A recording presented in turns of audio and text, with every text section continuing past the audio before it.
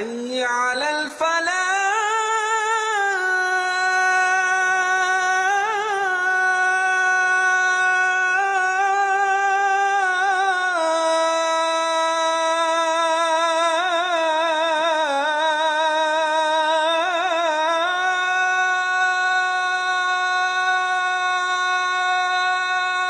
الله أكبر الله أكبر. Assalamu alaikum wa rahmatullahi wa barakatuh. My name's Abdul Karim. I'm here to answer a common question that I get a lot in Islam, but it will come up at some point. And people are like, I heard in your religion. So they're like, yeah, I heard from you guys that when a person dies, a woman gets a smaller share. Like, what's the deal with that? And people think, immediately alarm bells start going off. They're like, sexism! Sexism! What's going on here? We gotta crack down on it. It's like, for a start, you just need to calm down. I'll explain how it works. You see, in Islam, men and women have two completely different roles. And men, their role is to provide, right? They are the providers of the household, the providers of the family. They go and provide.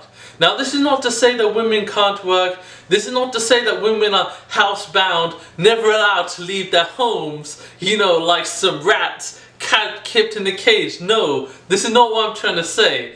But just from the men's perspective, their role is the primary breadwinners in the household. So we've dealt with men.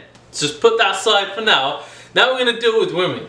See, women, they can earn their own money, but their money that they earn is theirs. You see, the husband's money is the household money, as in his and the wife's money, right? So what he earns goes to him and the wife, right? Women are usually better accountants than men, so in most cases, the woman will deal with the finances in the household. But this is not always the case, and it's not an obligation or must. Right? But usually it's what happens in Islamic households, because women, quite frankly, are better at numbers than men. Although I'm not trying to be sexist, because I'm sure there's some brothers and sisters out there that's like, oh no, I do the numbers, I'm the accountant, I'm Mr. Accountant, nobody touches it but me. Right?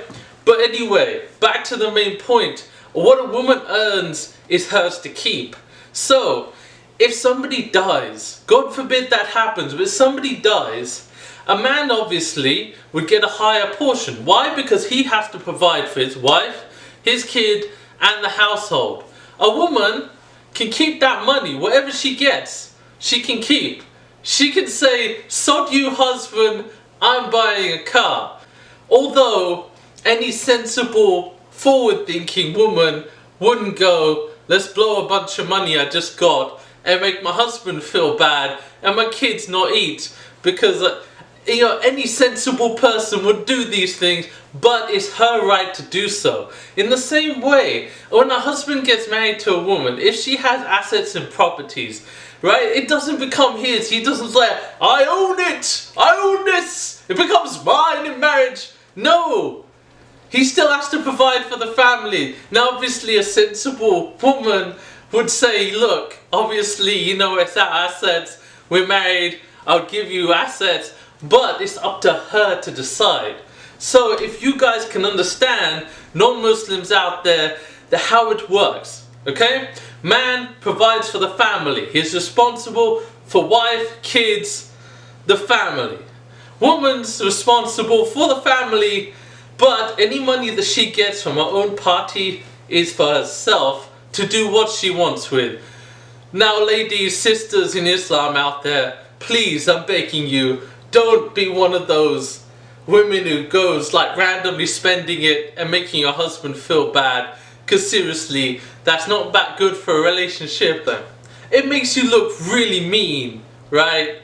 So anyway, it's up to you what you want to do with your money. Ain't got a word in it, no wise. So you guys, come to goodness. Follow me on this train to goodness. And remember, hit subscribe below if you want to hear my tawdry British accent again. And if you really like this video, give me a thumbs up. Okay, that's all my convincing. Come to goodness, and remember, till next time, keep it chilled. Allahu Akbar, Allah.